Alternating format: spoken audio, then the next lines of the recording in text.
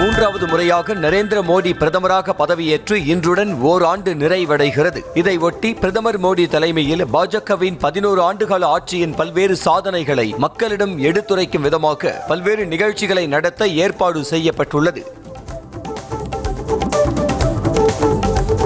தமிழகத்தில் மாநிலங்களவை தேர்தலுக்கான வேட்புமனு தாக்கல் இன்றுடன் நிறைவடைகிறது. தற்போது வரை 6 பதவியிடங்களுக்கு 9 பேர் மனு தாக்கல் செய்துள்ள நிலையில் நாளை மனுக்கள் மீதான பரிசீலனை நடைபெறுகிறது. வரும் 19ஆம் தேதி தேர்தல் நடைபெறுவது குறிப்பிடத்தக்கது.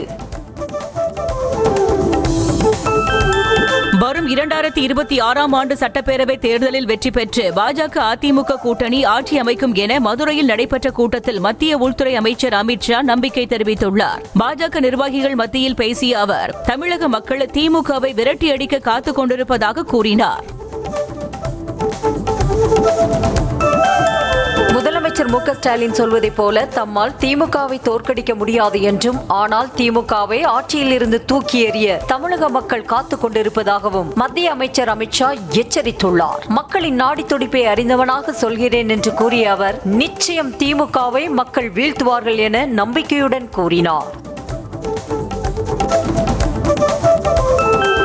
திமுக ஆட்சி மீதான மத்திய அமைச்சர் அமித் ஷாவின் விமர்சனத்திற்கு இன்று பதிலளிப்பதாக முதலமைச்சர் மு க ஸ்டாலின் கூறியுள்ளார். கும்மிடிப்பூண்டி எம்எல்ஏ டி.ஜே. கோவிந்தராஜன் இல்ல திருமண வரவேற்பு நிகழ்ச்சி சென்னை தேனாம்பேட்டையில் உள்ள அண்ணா அறிவாலயத்தில் நேற்று நடைபெற்றது. இதில் தமது மனைவி துர்காவுடன் பங்கேற்ற முதலமைச்சர் மு க ஸ்டாலின் மணமக்களை வாழ்த்தினார். தமிழ்நாட்டைச் சேர்ந்த ஒருவர் ஒடிசாவை ஆட்சி செய்வதா என்று கேட்ட அமித் ஷா மதுரையில் வந்து தமிழர்கள் என்று கபட வேடம் தரிப்பதாக திமுக அமைப்பு செயலாளர் RS பாரதி விமர்சித்துள்ளார். ஒடிஷா தேர்தல் பிரச்சாரத்தின் போது தமிழர்களை திருடர்கள் போல கொச்சைப்படுத்தி பேசிவிட்டு மதுரையில் கீதா உபதேசம் செய்வதா என்றும் கேள்வி எழுப்பினார். அதிமுக தலைமையிலான கூட்டணியில் மேலும் பல கட்சிகள் இணையும் என அதிமுக பொதுச் செயலாளர் எடப்பாடி பழனிசாமி நம்பிக்கை தெரிவித்திருக்கிறார். மேலும் தமிழ்நாட்டில் அதிமுக தலைமையில்தான் NDA கூட்டணி அமைந்திருப்பதாகவும் 2026 சட்டமன்ற தேர்தலில் அதிமுக வெற்றி பெறும் என்று கூறினார். அன்புமணி உடனான பிரச்சனை விரைவில் சரி செய்யப்படும் என்றும், சரி செய்தால்தான் தேர்தலை சந்திக்க முடியும் என்றும் பாமக நிறுவனர் ராமதாஸ் தெரிவித்தார். சென்னையில் செய்தியாளர்களை சந்தித்த அவர் மொத்தம் 36 வியாழக்கிழமை ஊடகங்களை சந்தித்திருப்பதாகவும், அதேபோல வரும் வியாழக்கிழமையும் சந்திக்க உள்ளதாகவும் கூறினார்.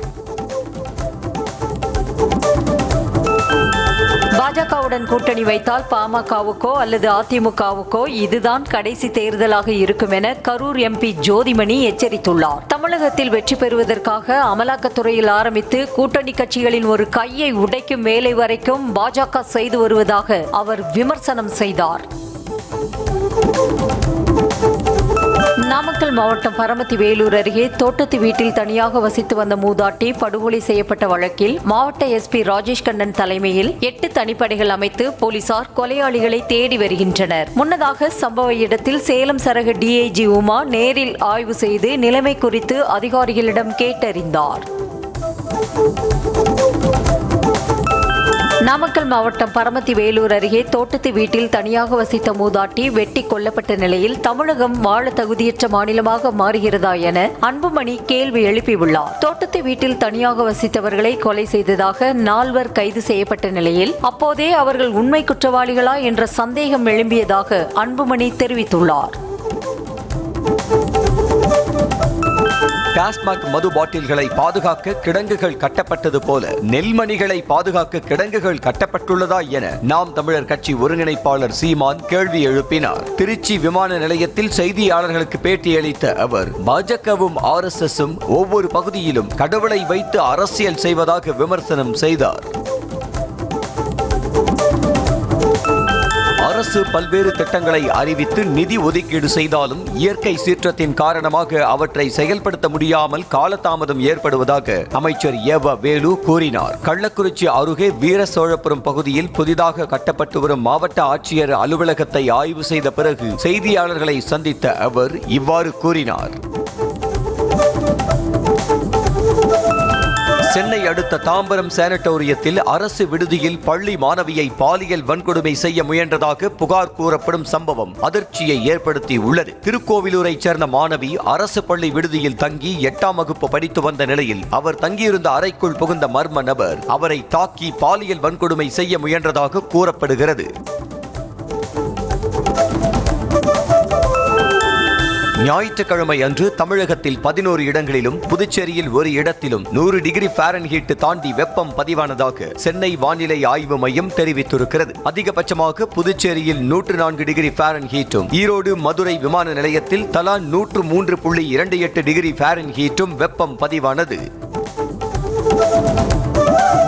தமிழகத்தில் நாளை முதல் 14ஆம் தேதி வரை 5 நாட்களுக்கு கனமழைக்கு வாய்ப்புள்ளதாக சென்னை வானிலை ஆய்வு மையம் எச்சரிக்கை விடுத்துள்ளது. அதன்படி வரும் 10ஆம் தேதி கடலூர், கள்ளக்குறிச்சி, தருமபுரி, கிருஷ்ணகிரி, திருப்பத்தூர், திருவண்ணாமலை, விழுப்புரம், வேலூர் மற்றும் ராணிப்பேட்டை ஆகிய 9 மாவட்டங்களில் கனமழைக்கு வாய்ப்புள்ளதாக கணிக்கப்பட்டுள்ளது. கள்ளக்குறிச்சி மாவட்டம் உளுந்தூர்பேட்டை பகுதிகளில் கனமழை பெய்ததால் விவசாயிகள் மற்றும் மக்கள் மகிழ்ச்சி அடைந்தனர். கடந்த சில நாட்களாக வெப்பத்தின் தாக்கம் கடுமையாக இருந்து வந்த நிலையில் செங்குறிச்சி, கெடிலம், வண்டிப்பாளையம், ஆசனூர் உள்ளிட்ட பகுதிகளில் அரை மணி நேரத்திற்கு மேலாக கனமழை பெய்தது. கிருஷ்ணகிரி மாவட்டம் வேப்பனப்பள்ளி சுற்றுவட்டார பகுதிகளில் பலத்த காற்றுடன் கனமழை கொட்டி தீர்த்தது. வெயில் மக்களை வாட்டி வதைத்து வந்த நிலையில் நாச்சிக்குப்பம், தடத்தாரை, மாதேப்பள்ளி, தீர்த்தம் மற்றும் சின்னகொத்தூர் ஆகிய இடங்களில் 1 மணி நேரத்திற்கு மேலாக கனமழை வெளுத்து வாங்கியது. இதனால் வெப்பம் தணிந்து குளிர்ச்சியான சூழல் நிலவியதால் மக்கள் மகிழ்ச்சி அடைந்தனர். இந்திய விமானப்படைக்கு 3 அதிநவீன உளவு விமானங்களை வாங்க மத்திய பாதுகாப்பு அமைச்சகம் முடிவு செய்திருப்பதாக தகவல் வெளியாகியுள்ளது. 10,000 கோடி ரூபாய் மதிப்பீட்டில் வாங்க உள்ள இந்த உளவு விமானங்கள் எதிரிகளின் ரேடார் நிலையங்கள், வான் பாதுகாப்பு மையங்கள் உள்ளிட்டவற்றை வானிலிருந்து துல்லியமாக கண்டறிந்து தாக்கி அழிக்க உதவும் என கூறப்படுகிறது. RCB அணி வீரர்களுக்கான பாராட்டு விழாவை ஏற்பாடு செய்தது கர்நாடக கிரிக்கெட் சங்கம் என்றும் அவர்கள் அழைத்ததால் நிகழ்ச்சிக்கு சென்றதாகவும் அம்மாநில முதலமைச்சர் சித்தராமையா தெரிவித்தார். கர்நாடக கிரிக்கெட் சங்க செயலாளர் மற்றும் பொருளாளர் தன்னை சந்தித்து பாராட்டு விழாவிற்கு வரும்படி அழைப்பு விடுத்ததாக கூறினார். பெங்களூருவில் உள்ள கிரிக்கெட் மைதானத்தை வேறு இடத்திற்கு மாற்றுவது குறித்து அரசு பரிசீலிப்பதாக முதல்வர் சித்தராமையா தெரிவித்தார். இதுபோன்ற விரும்பத்தகாத சம்பவம் எந்த அரசாங்கத்தின் கீழும் நடக்கக்கூடாது என்றவர் கூட்ட நெரிசலில் சிக்கி 11 பேர் உயிரிழந்த சம்பவம் தனிப்பட்ட முறையில் தன்னையும் அரசாங்கத்தையும் காயப்படுத்தி உள்ளதாக கூறினார். நாட்டில் ஊழலை ஒழிக்க வேண்டும் என்றால் அதிக மதிப்புடைய 500 ரூபாய் நோட்டுக்கு தடை விதிக்க வேண்டும் என ஆந்திர முதலமைச்சர் சந்திரபாபு நாயுடு வலியுறுத்தினார். தனியார் தொலைக்காட்சிக்கு பேட்டி அளித்த அவர் உயர் மதிப்புடைய நோட்டுகளாக 100 மற்றும் 200 ரூபாய் மட்டுமே இருக்க வேண்டும் என்று கூறினார். RCB அணி வெற்றி கொண்டாட்ட நிகழ்ச்சிக்கு அதிகளவு கூட்டம் கூடும் என்பது குறித்து முன்கூட்டியே அரசுக்கு காவல்துறை தெரிவித்ததாக புதிய தகவல் வெளியாகி பரபரப்பை ஏற்படுத்தியுள்ளது. இந்த விவகாரம் தொடர்பாக தீவிர விசாரணை நடத்த வேண்டும் என்ற கோரிக்கை வலுத்துள்ளது. குடியரசுத் தலைவர் ஆட்சி நடக்கும் மணிப்பூரில் மீண்டும் கலவரம் வெடித்திருக்கிறது. மெய்ட்டி அமைப்பின் தலைவரை கைது செய்ததால் ஆத்திரமடைந்த மக்கள் சாலைகளில் டயர்களை கொளுத்தி எதிர்ப்பு தெரிவித்தனர். தடை உத்தரவுகளை மீறி போராட்டங்கள், வன்முறைகள் தொடருவதால் 5 மாவட்டங்களில் இணைய சேவை துண்டிக்கப்பட்டது. மணிப்பூரின் கெய்ஷாம்பட் பகுதியில் கண்ணீர் புகைக்குண்டுகள் வீசப்பட்டதால் பதற்றம் ஏற்பட்டது. பொதுமக்களுக்கு அச்சுறுத்தல் ஏற்படுத்தும் விதமாக தடையை மீறி சிலர் போராட்டம் நடத்தியதால் பாதுகாப்பு படையினர் கண்ணீர் புகைக்குண்டுகளை வீசி அவர்களை விரட்டி அடித்தனர். மகாராஷ்டிரா மாநில பால்கர் மாவட்ட சிவசேனா கட்சி தலைவர் அசோக் தோடி கொலை வழக்கில் போலீஸ் காவலில் இருந்து தப்பியோடிய அவரது சகோதரர் அவினாஷ் தோடியை போலீசார் கைது செய்தனர். கடந்த 5 மாதங்களுக்கு முன்பு காணாமல் போனதாக கூறப்பட்ட அசோக் தோடி நீர் நிரம்பிய கல்குட்டையிலிருந்து காருடன் பிணமாக கண்டெடுக்கப்பட்டார். தலைநகர் டெல்லியில் 9 வயது சிறுமியை பாலியல் வன்கொடுமை செய்து கொன்று சூட்கேஸில் அடைத்து கொலை செய்த கொடூர சம்பவத்தை கண்டித்து மக்கள் போராட்டத்தில் குதித்தனர். குற்றச் செயலில் ஈடுபட்டவர்களை உடனடியாக கைது செய்து கடுமையான தண்டனை வழங்க வலியுறுத்தி தயாள்பூர் பகுதி மக்கள் போராட்டம் நடத்தினர். ஒடிஷா மாநிலம் தரம்கர் மாவட்ட சப் கலெக்டர் உள்ளூர் தொழிலதிபரிடமிருந்து 10 லட்சம் ரூபாய் லஞ்சம் வாங்கிய போது கையும் களவுமாக பிடிபட்டார். பணம் வழங்கவில்லை என்றால் நிறுவனங்களுக்கு எதிராக நடவடிக்கை எடுப்பேன் என அவர் மிரட்டியதாக சொல்லப்படுகிறது. இதையடுத்து அவரது வீட்டில் நடத்தப்பட்ட சோதனையில் மேலும் 47 லட்சம் ரூபாய் பணம் சிக்கியது. ஜம்மு காஷ்மீர் மாநிலம் ரியாசி வனப்பகுதியில் தீ விபத்து ஏற்பட்டது. தகவல் அறிந்து வந்த தீயணைப்பு படையினர் தீயை அணைக்கும் பணியில் தீவிரமாக ஈடுபட்டு வருகின்றனர். தீ கட்டுக்குள் கொண்டுவரப்பட்டுள்ளதாக தெரிவித்த வனத்துறையினர் தீ விபத்துக்கான காரணம் குறித்து விசாரித்து வருவதாக கூறினார். டெல்லி தில்ஷாத் கார்டனில் ஏற்பட்ட தீ விபத்தில் 2 பேர் உடல் கருகி உயிரிழந்தனர். கோடி காலனி பகுதியில் ஏற்பட்ட இந்த தீ விபத்தில் 2 மின்சார ரிக்ஷாக்கள் மற்றும் இருசக்கர வாகனம் ஒன்று தீயில் எரிந்து நாசமாகின. ரிக்ஷாக்களுக்கு சார்ஜ் செய்த போது தீ விபத்து ஏற்பட்டிருக்கலாம் என தீயணைப்பு வீரர்கள் தெரிவித்தனர். மத்திய பிரதேச மாநிலம் லோதிப்பூர் பகுதியில் உள்ள பருத்தி ஆலையில் பயங்கர தீ விபத்து ஏற்பட்டது. நல்வாய்ப்பாக விபத்தில் உயிரிழப்புகள் எதுவும் நிகழவில்லை என கூறப்படுகிறது. இருப்பினும் பல லட்சம் ரூபாய் மதிப்பிலான பொருட்கள் தீயில் கருகிய நிலையில் விபத்து குறித்து விசாரணை நடந்து வருகிறது.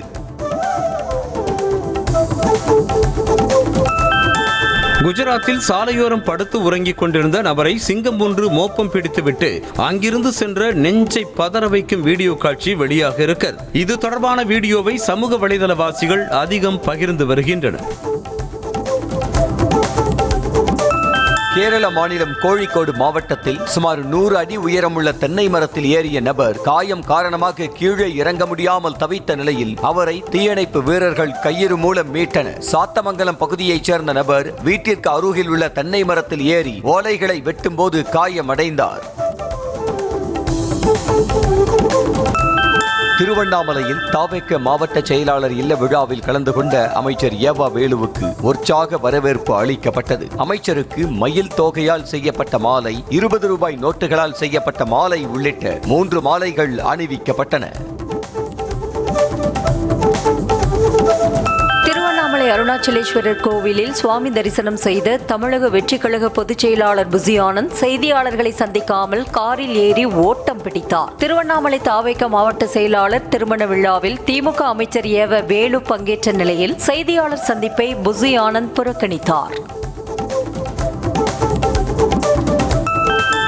சினிமா கவர்ச்சியை மட்டும் வைத்துக் கொண்டு அரசியலில் வெற்றி பெற முடியாது என நடிகர் விஜயை மதிமுக முதன்மை செயலாளர் துரை வைகோ மறைமுகமாக விமர்சித்துள்ளார். தஞ்சாவூர் மாவட்டம் பட்டுக்கோட்டையில் செய்தியாளர்களிடம் பேசிய அவர் 2026 தேர்தலின் போது இந்தியா கூட்டணியில் எந்த மாற்றமும் வராது என தெரிவித்தார்.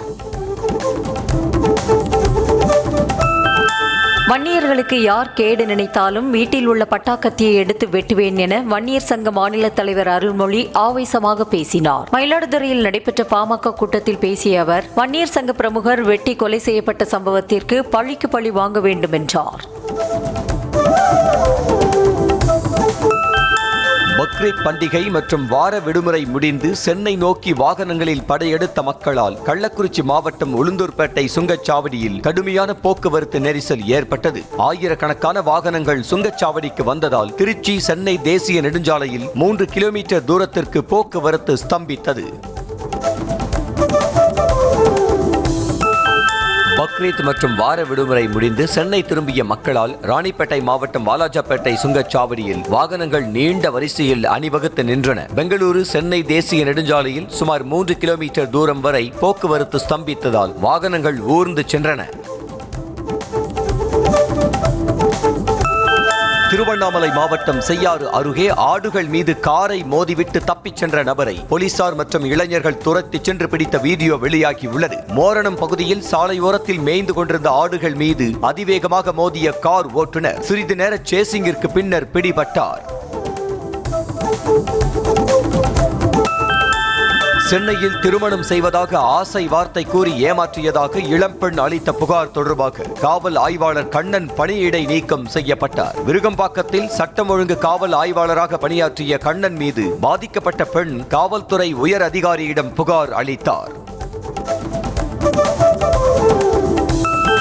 சென்னை புறநகர் பகுதியில் காற்றுடன் பெய்த கனமழையின் போது வானகரத்தில் தேசிய நெடுஞ்சாலையில் வைத்திருந்த பெரிய பேனர் சரிந்து மின் கம்பிகள் மீது விழுந்து விபத்துக்குள்ளானது. இதில் வீட்டின் மேற்கூரை உடைந்ததில் வீட்டின் உரிமையாளர் ஆறுமுகத்தின் தலையில் பலத்த காயம் ஏற்பட்டது. கள்ளக்குறிச்சி மாவட்டம் வானாபுரம் அருகே டிராக்டருடன் கிணற்றில் தவறி விழுந்த சிறுவன் நீரில் மூழ்கி உயிரிழந்தான். பழுதடைந்த மின் மோட்டாரை கயிறு கட்டி மேலே இழுத்த போது கட்டுப்பாட்டை இழந்த டிராக்டர் கிணற்றுக்குள் கவிழ்ந்தது. இதில் டிராக்டரில் அமர்ந்திருந்த 2 வயது சிறுவன் நீரில் மூழ்கி உயிரிழந்தான். சிவகங்கையில் கர்ப்பிணி உள்பட 2 கொரோனா தொற்று உறுதி செய்யப்பட்டுள்ளதால் வீட்டில் தனிமைப்படுத்தப்பட்டு தீவிர கண்காணிப்பில் வைக்கப்பட்டுள்ளனர். இதனைத் தொடர்ந்து அவர்கள் வசிக்கும் பகுதிகளில் முகாமிட்டுள்ள சுகாதாரத்துறை அதிகாரிகள் முன்னெச்சரிக்கை நடவடிக்கையை தீவிரப்படுத்தியுள்ளனர். தென்காசி மாவட்டம் கடையநல்லூர் அருகே அறிவிக்கப்படாத மின்வெட்டு ஏற்படுவதாக பொதுமக்கள் புகார் தெரிவிக்கின்றனர். வீரசிகாமணி துணை மின் நிலையத்திற்குட்பட்ட பகுதிகளான அரியநாயகிபுரம், அச்சம்பட்டி, அருணாச்சலபுரம், திருமலாபுரம் உள்ளிட்ட இடங்களில் இரவு நேரத்தில் அடிக்கடி மின்தடை ஏற்படுவதாக புகார் கூறப்படுகிறது. நாமக்கல் மாவட்டம் பள்ளிப்பாளையத்தில் புதிதாக திறக்கப்பட்ட மேம்பாலத்தில் மின் கம்பங்களில் விளக்குகள் எரியாததால் வாகன ஓட்டிகள் கடும் சிரமத்திற்கு ஆளாகினர். பாலத்தில் ஆங்காங்கே மின் கம்பத்தில் எரியாமல் உள்ள மின் விளக்குகளை உடனடியாக சரி செய்ய வேண்டும் என கோரிக்கை விடுத்தனர். தென்காசி மாவட்டம் கடையம் அருகே தொழிலாளி வீட்டின் மீது பெட்ரோல் குண்டு வீசியதாக 2 கைது செய்யப்பட்டனர். புதுக்குடி கிராமத்தில் கோவில் திருவிழாவில் ஏற்பட்ட தகராறு காரணமாக அடைச்சாணி கிராமத்தைச் சேர்ந்த சுந்தரம் என்பவரது வீட்டின் மீது பெட்ரோல் குண்டு வீசியதாக மாரியப்பன், பொன்ராஜ் ஆகியோரை போலீசார் கைது செய்தனர்.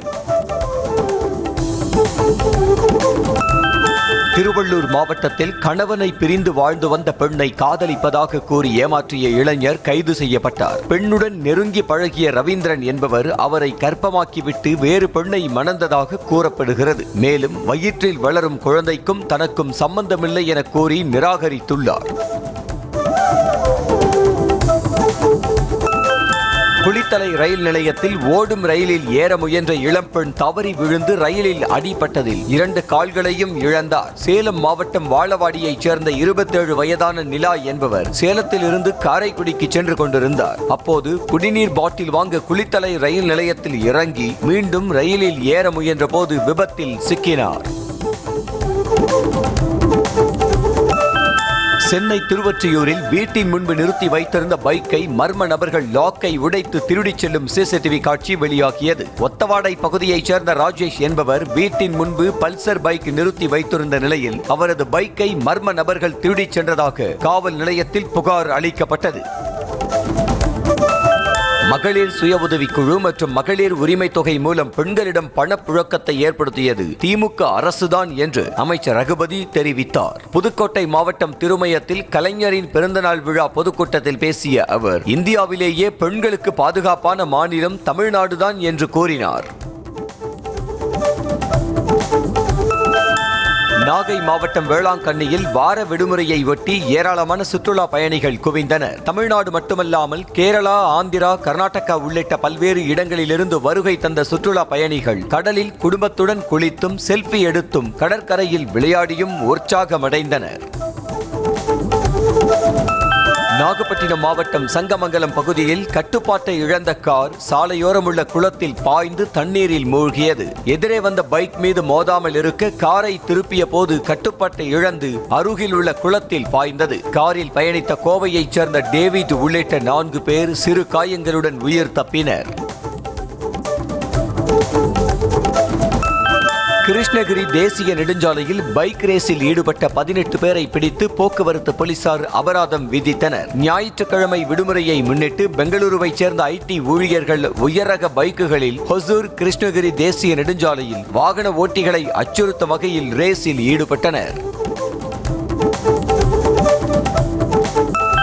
சென்னை ஆதம்பாக்கத்தில் செல்போன் பழுது பார்க்கும் கடை திடீரென தீப்பிடித்து எரிந்ததால் பரபரப்பு ஏற்பட்டது. கலீல் ரகுமான் என்பவரது செல்போன் பழுது நீக்கும் கடைக்குள் இருந்த செல்போன் உதிரி பாகங்கள் திடீரென தீப்பிடித்து கொழுந்து விட்டு எரிந்தன. தகவல் அறிந்து வந்த தீயணைப்பு வீரர்கள் போராடி தீயை அணைத்தனர்.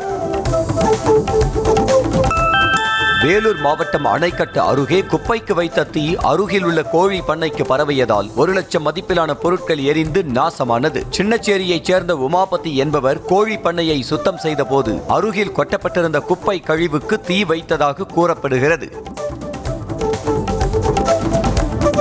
தூத்துக்குடி மாவட்டம் தருவைக்குளம் மீன்பிடி துறைமுகத்தின் தரைத்தளம் உடைந்து 3 அடி அளவிற்கு துளை விழுந்ததால் படகிற்கு உபகரணங்கள் எடுத்துச் செல்ல முடியாத நிலை ஏற்பட்டதாக மீனவர்கள் கவலை தெரிவித்தனர். ஐஸ் கட்டி ஏற்றிக்கொண்டு லாரி ஒன்று சென்றபோது திடீரென சிமெண்ட் பெயர்ந்து கடலுக்குள் விழுந்ததாக கூறப்படுகிறது. சேலம் மாவட்டம் சங்ககிரியில் சிறுவர்களை குறிவைத்து போதை மாத்திரை விற்பனை செய்து வந்ததாக ஒருவர் கைது செய்யப்பட்டார். அரசு மருத்துவமனை அருகே பைக்கில் நின்று கொண்டு போதை மாத்திரை விற்பனை செய்ய முயன்றதாக சபரீசன் என்பவரை பிடித்த போலீசார் 100 மாத்திரைகளை பறிமுதல் செய்தனர். அவருடன் இருந்த சிவக்குமார் என்பவர் தப்பியதாக கூறப்படுகிறது. நீலகிரி மாவட்டம் பந்தலூரில் காட்டு யானை தாக்கியதில் விவசாயி ஒருவர் உயிரிழந்த சம்பவம் அதிர்ச்சியை ஏற்படுத்தியுள்ளது. சந்தக்குண்ணு கிராமத்தைச் சேர்ந்த ஜோய் என்பவர் வீட்டிற்கு சென்று கொண்டிருந்த போது வனப்பகுதிக்குள் இருந்து வந்த யானை ஒன்று அவரை தாக்கியது. இதில் சம்பவ இடத்திலேயே அவர் உயிரிழந்ததாக கூறப்படுகிறது. தேனி மாவட்டம் சுருளியாறு மின் நிலையம் பகுதிகளில் சாலையோரத்தில் ஒற்றை காட்டு யானை முகாமிட்டுள்ளதால் வாகன ஓட்டிகள் அச்சமடைந்தனர். கடந்த 2 நாட்களாக அங்குள்ள குடியிருப்பு பகுதிகளில் ஒற்றை யானை சுற்றித் திரிவதால் அச்சமடைந்துள்ள மக்கள் யானையை வனப்பகுதிக்குள் விரட்ட நடவடிக்கை எடுக்க வேண்டும் என கோரிக்கை விடுத்துள்ளனர்.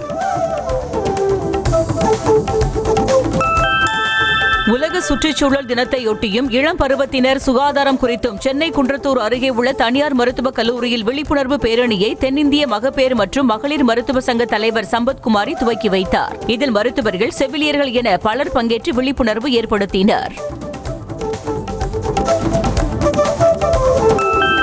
துபாயில் ஸ்கூபா டைவிங்கின் போது மாரடைப்பு ஏற்பட்டு இந்திய பொறியாளர் மரணமடைந்தார். ஐக்கிய அரபு அமீரகத்தில் பொறியாளராக வேலை செய்து வந்தவர் கேரளாவை சேர்ந்த 29 வயதான ஐசக் பால் ஒலக்கெங்கில். இவர் பக்ரீத் விடுமுறையை கொண்டாட குடும்பத்தினருடன் ஜுமைரா கடற்கரை சென்றபோது ஸ்கூபா டைவிங் செய்ததாக கூறப்படுகிறது.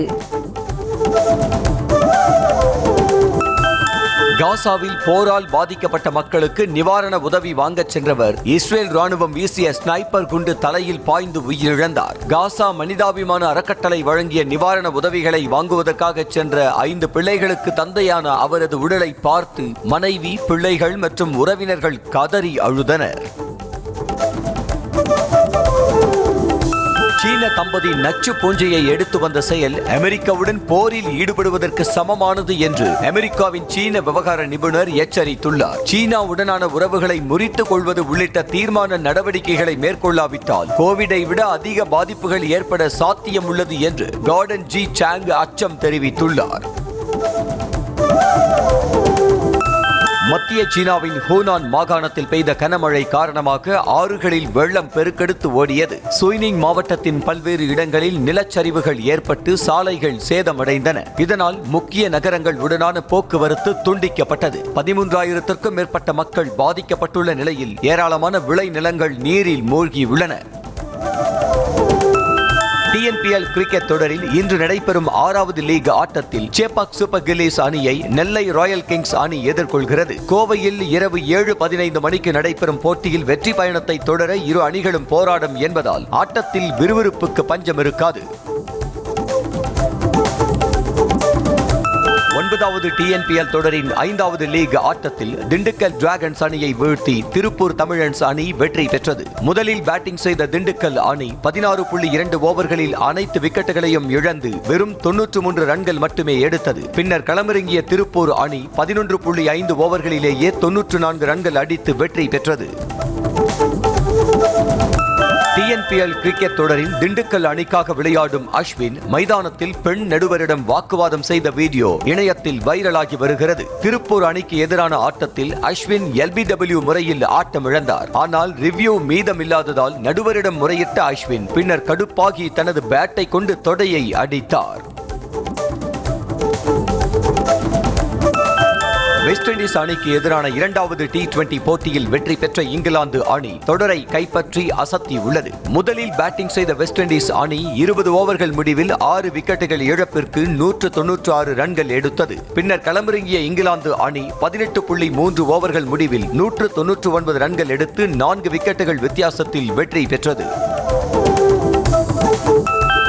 இத்தாலியில் உள்ள மலைச்சாலையில் நடைபெற்ற கார் பந்தயத்தில் பங்கேற்ற கார்கள் சீறி பாய்ந்தன. சர்த்தனியா நகரில் நடைபெற்ற உலக ராலி சாம்பியன்ஷிப் போட்டியில் பங்கேற்ற முன்னணி வீரர் செபாஸ்டியன் ஓஜியர் புழுதி பறக்க காரை ஓட்டிச் செல்லும் மயிர் கூச்செறியும் காட்சிகள் வெளியாகின.